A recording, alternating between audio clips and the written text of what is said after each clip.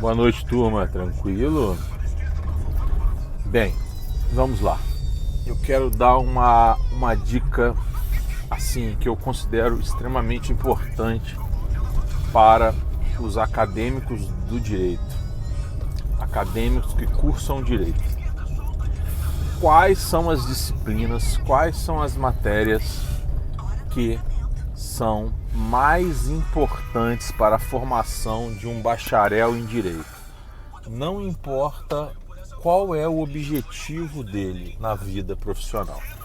Não importa se é concurso, opa, deixa eu tirar minha máscara daqui, se é advogar, se é pendurar o diploma e trabalhar com outra coisa, ou se é concurso, mas lembrando que o concurso pode dar errado. Então é importante ter um plano B. Inclusive eu tenho um vídeo que chama exatamente isso, plano B, tá? Depois vocês assistam se quiserem, sugiro que assistam. Bem, quais são essas matérias? Português, a maioria dos cursos de graduação em Direito tem o português, não importa o nome que ele receba. Primeiro porque é importante saber falar, é importante saber escrever, que seja digitar com os diversos corretores dos sistemas operacionais, mas é importante. E também em concursos dos mais variados tipos, às vezes cai em português de forma direta ou até mesmo de forma indireta, na elaboração de uma sentença, na resolução de questões discursivas, etc. É óbvio que o português que você vê na faculdade não é o português direcionado para concurso, mas toda ciência, toda disciplina, todo conhecimento é válido e ele requer conhecimentos sólidos, estudos sólidos para formar a base da sua pirâmide de conhecimentos, senão você vai só decorar aquele conhecimento. E normalmente o português jurídico, complementando com tudo que você vê aí no ensino infantil, fundamental, médio, segundo grau, etc., é o que te dá a base para depois você se sobressair melhor no português, no concurso, sobressair melhor nas aulas de cursinho, no seu estudo de cursinho para os concursos, ou para você escrever melhor, ou falar melhor, compreender melhor na sua vida forense em outro ofício. Ou, enfim, qualquer outra parte da sua vida. Bem, além do português, IED, Introdução ao Estudo do Direito. Em IED, normalmente é o primeiro contato do aluno com questões de direito, e o aluno às vezes não tem maturidade ou não dá muito valor a essa disciplina. Entretanto, nessa disciplina, você aprende coisas que você leva para o resto da vida, como eficácia da norma, como conflito de normas. Vou dar um exemplo. Um exemplo assim, só para vocês entenderem a importância de IED. Estão discutindo hoje essa questão da competência concorrente dos artigos 23 e 24 da Constituição, que envolve quem pode legislar sobre questões de saúde em época de pandemia. Pois bem, isso está previsto no artigo, o STF foi lá e deu a martelada, ou seja, competência concorrente, conforme está no artigo. Essa ideia de competência concorrente envolve eficácia da norma, porque a lei federal tem eficácia em todo o território, a estadual no respectivo estado, a municipal no respectivo município. Além disso, quando você aprofunda no estudo da eficácia da norma, você descobre que, em tese, teoricamente, quando há um conflito de normas estaduais, municipais, estaduais e com a lei federal, deve prevalecer hierarquicamente a superior, que é a lei federal. Isso é conflito de normas, tá? Então, isso você já começa a aprender em IED, tá? Você aprende em IED processo legislativo de certa forma, porque quando fala da entrada em vigor da norma, são conceitos que às vezes passam despercebidos, mas que você leva para o longo da vida. E dependendo do professor, podem ser abordadas outras questões mais práticas, beleza? A terceira disciplina é Teoria Geral do Processo. Chamem como quiser. Muitas faculdades têm, outras não têm. Mas Teoria Geral do Processo é o mesmo ritmo de IED, é a mesma ideia de IED. É o seu primeiro contato com o processo, seja qual processo for. Processo em linhas gerais, tá? É quando você tem uma visão panorâmica do processo e sabe que todo processo começa com petição inicial. Só um minutinho. O que é, filho? Meu planeta é a Lua. Ah, tá bom. Deixa o papai terminar de gravar o vídeo. A Lua, muito legal. Bem, você sabe que o processo começa com a petição inicial e acaba com uma sentença. E no meio dele, melhor dizendo, você tem aí a resposta do réu, normalmente é uma contestação, etc. Mas sabe também que o processo pode acabar por meio de sentença antes mesmo de uma contestação, se o juiz julgar a petição inepta, por exemplo. Você aprende um pouco de estrutura do judiciário e descobre que a justiça desportiva não está na organização judiciária. Organização judiciária essa que está na Constituição a partir do artigo 96. Você descobre que o Ministério Público não é do Poder Judiciário, enfim, dentre outras coisas, a depender do conteúdo programático da faculdade, a depender do tipo de abordagem do professor, tá? Mas enfim, essas três disciplinas aí, normalmente de primeiro, segundo e terceiro período, ou só primeiro e segundo período, são extremamente importantes. Não desprezem isso. Ultrapassadas essas três disciplinas, nós partimos para a quarta disciplina, que eu considero assim a disciplina mais importante da faculdade, que é o direito constitucional, seja o 1, o 2, o 3, seja o processo constitucional, não importa.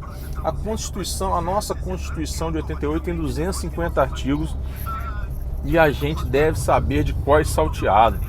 A nossa Constituição, além de trazer matérias constitucionais de essência naturalmente constitucionais, como direitos fundamentais, por exemplo, ela traz direito administrativo, direito tributário, organização judiciária, direito ambiental, questões de educação, questões de saúde, questões de direito previdenciário, da seguridade social, direito de assistência social, enfim, direito econômico.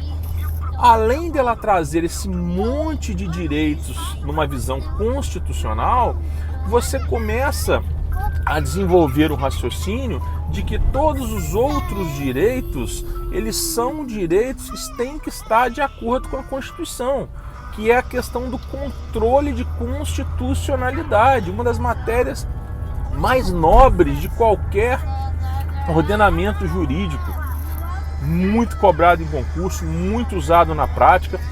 E assim, hoje você ter uma noção de direito constitucional e mesclar com aquele outro ramo do direito que você gosta mais, por exemplo, direito constitucional do trabalho, direito civil à luz da Constituição, quer dizer, isso é o que há de mais moderno, mais profundo para um operador do direito conhecer e saber mesclar e comparar, independente de responder de forma direta uma pergunta sobre controle de constitucionalidade concentrado ou difuso, por exemplo, independente disso, tá?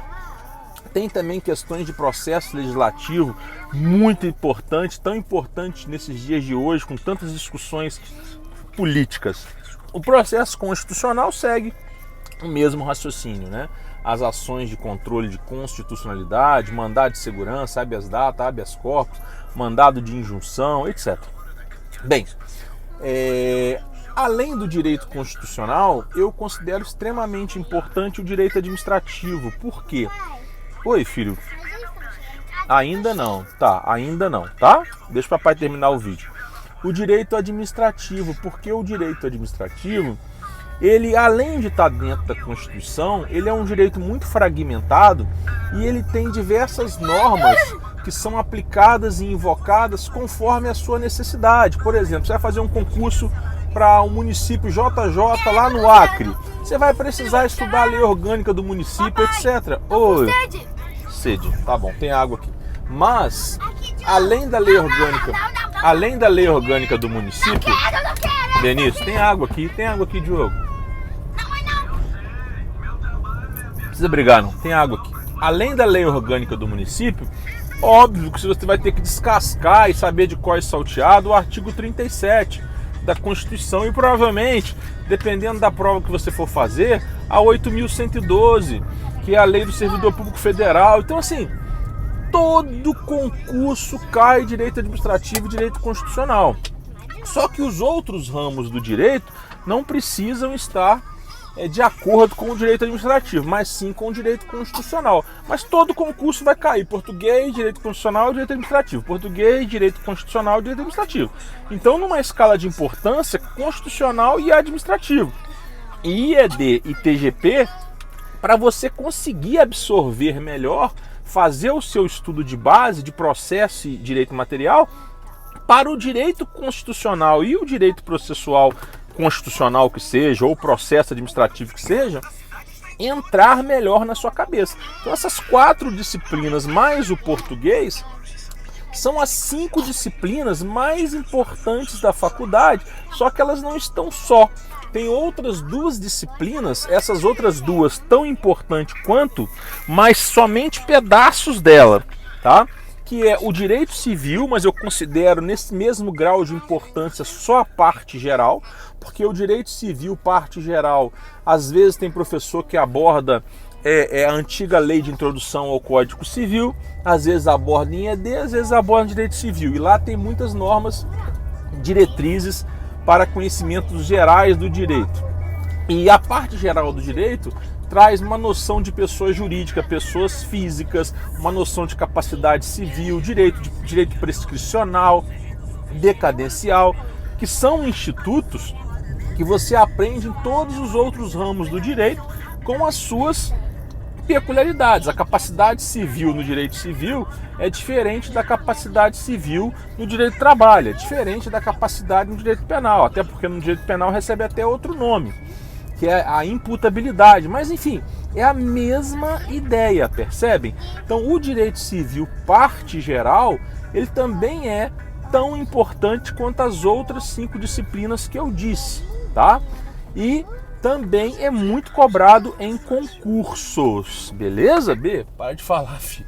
Também é muito cobrado em concursos, tá? E tem muita aplicação subsidiária. No direito do trabalho, por exemplo, uma parte do direito civil é aplicada ao direito do trabalho. Por exemplo, interrupção da prescrição. Eu tenho que pegar algumas regrinhas do direito civil e assim eu vou, tá? Bem, B, para de falar, papai. Meus filhos são terríveis. Mas enfim, e essa é a 6ª disciplina, mas somente a parte geral. Obrigações, contratos, sociedade, direito empresarial, que até outro ramo do direito que tem parte no direito, está dentro do Código Civil. Não é que essas disciplinas não são importantes, são. Pode ser que o direito empresarial ou família e sucessões se torne a disciplina mais importante da sua vida. Você venha a ser um juiz da vara de família, você venha a ser um advogado de sucessões, venha a ser um advogado de direito empresarial, venha a ser um advogado de direito tributário, beleza.